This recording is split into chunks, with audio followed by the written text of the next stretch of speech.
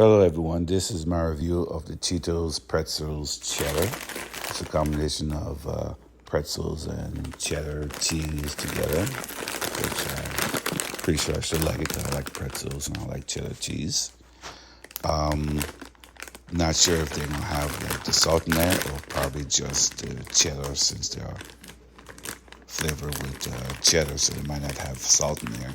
So let's open it up and take a look and see what we got. I can definitely smell the cheddar-ish, the cheese. And I'm looking in there, little pretzels. And yeah, I don't think they have the salt in them.